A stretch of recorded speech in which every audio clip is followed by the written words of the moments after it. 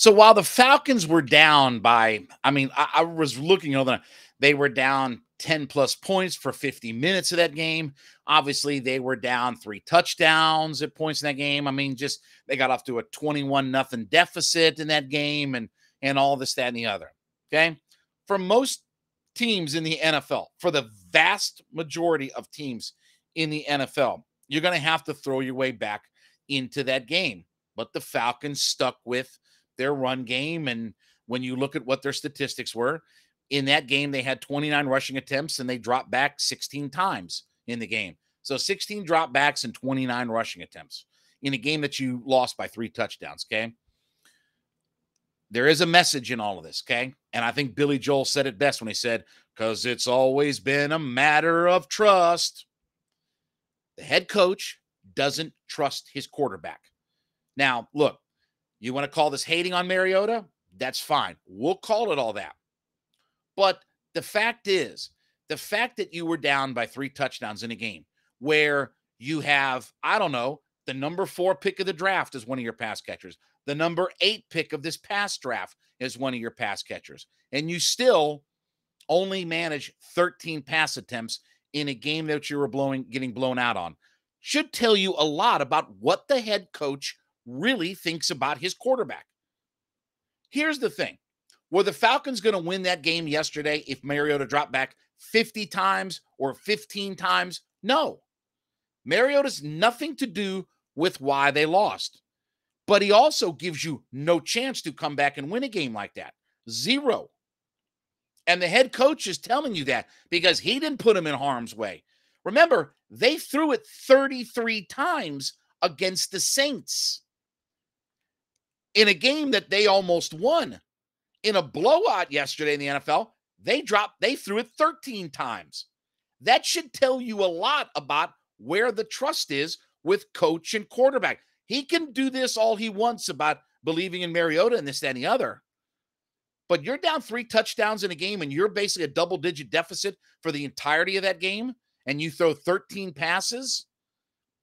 Even P.J. Walker yesterday, who we'll talk about here in a few minutes, for Carolina. P.J. Walker, a guy out of Temple, undrafted, played in the XFL for Vince McMahon, pal, threw it 22 times yesterday in their victory. Even he threw it 22 times in that game. What does that tell you? You trust P.J. Walker? Here's the thing, okay? You can't be so completely unbalanced. There's a difference between being a run-first, committed to the run offense, and having 0 ability to throw the football. We talked about the Damiere Byrd play. That was great. That was a complete blown coverage, okay? Outside of that play yesterday, they threw the ball, ready?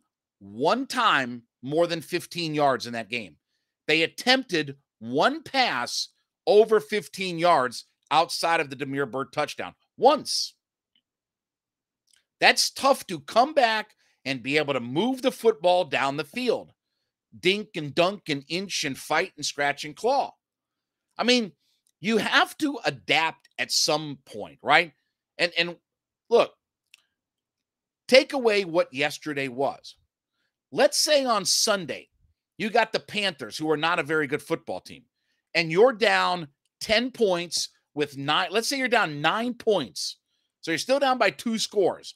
You're down 9 points with 9 minutes to go in the 4th quarter. You going to keep running the football? Let's say you've got 45, 50 yards rushing because they just loaded up against you and they take your run game away. And you've got 50 yards with 9 minutes to go in the 4th quarter of a game you're down by 9. Are you just going to keep pounding it in there, hoping for the best, eating up clock, no sense of urgency? Because here's the reality. I believe in the philosophy. Run the football, play really good on your line of scrimmages, block up front, play good on your defensive line of scrimmage, try to create turnovers. I believe in all of the philosophy. But guess what? In 17 weeks in the NFL, it doesn't always go your way. There are weeks where you won't run the football well. There are weeks where you can't get after the quarterback. There are weeks where your guys don't block up front. There are going to be weeks where you're going to have to win with a little bit different thought process than we just continue to do what we do because that's all we know how to do. You know, I've always said my biggest complaint about Dan Quinn and that regime was they never learned. They didn't change. They didn't adapt. They couldn't adjust. And we were an awful second half team under Dan Quinn. Go look at the numbers as far as our third quarter scoring and our third quarter points allowed. It was always awful under Dan. Teams would change and we'd get out coached. And I believe in what Arthur Smith is doing. I believe in running the football. I believe in playing good line of scrimmage football. But there are going to be weeks where you are behind. It may not be 3 touchdowns with a whole quarter of football to go, but you might be down 9 points with 9 or 10 minutes to go in a game.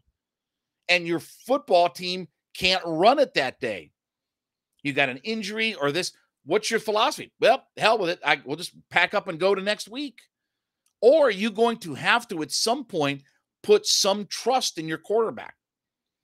Look at what's going on in Seattle right now. Here's Geno Smith, a second-round pick, considered a bust in the NFL. He has started. In fact, he beat the Falcons on Monday. I was on air that night when they beat the same night that he beat the Falcons on a Monday night game was the same night that the Braves lost to the Dodgers in a playoff series where Freddie Gonzalez was the manager and he decided not to use Kimbrel in the 8th inning. Now look at what they've done with him. He's now a pass-first quarterback. Well, guess what? He wasn't a pass-first quarterback when he played for the Jets in early part of his career, and he's gone 4 or 5 years with only about 10 starts. So this is, and by the way, the other part of this is not about replacing Mariota with Ritter. This has nothing to do with Ritter. This is about the head coach has to trust his quarterback to make some plays. If he doesn't, then we have a problem, Houston. If you can't trust that you went and drafted the number 4 pick overall as a pass catcher, the number 8 pick overall as a pass catcher, and you invested all of that draft capital, they've been here 2 years, and their first 2 picks are pass catchers, knowing that they were going to be a run-first team, knowing that the philosophy is pounded in between, knowing that we need offensive and defensive line help drastically. I mean, drastically. Steven Means, Dante Fowler, Jalen Mayfield. I mean, we've needed massive amount of help on that offensive and defensive line. So at some point, they are going to have to drop back, not huck it around 50 times, not go Tom Brady and all that kind of stuff, but you have to have some balance, and you're going to have to throw, because as the season moves along, teams are not just going to let you line up and run it when they know that's all you're going to do.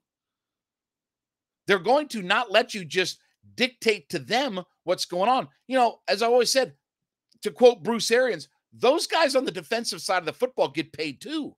Those coaches get paid too. And right now, the fact that that game yesterday showed you that there's very little trust in the idea of letting Mariota help throw their way back into some of these games. They weren't going to win it yesterday. It's not his fault. But there was no chance on earth that our quarterback play could allow this. I don't have an issue with him playing Marcus Mariota. But at some point, to quote Billy Joel, it's going to have to be a matter of trust. You're going to have to allow him to make some plays. That's modern-day NFL football. Even Terry Bradshaw, even though he only threw it 17 times a game, and their running backs could nail it up through, and Mike Webster's the best center in the NFL history, they had Swan and Stallworth, and he would huck it downfield if he needed to with those guys. It's a matter of trust, and your head coach doesn't trust your quarterback right now.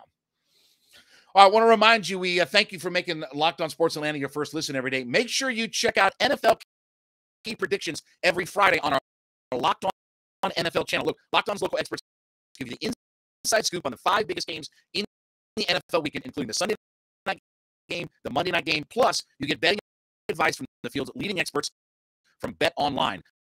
Follow NFL Key Predictions every Friday on Locked On NFL. It's available on the Odyssey app, YouTube, or wherever you get your podcast from.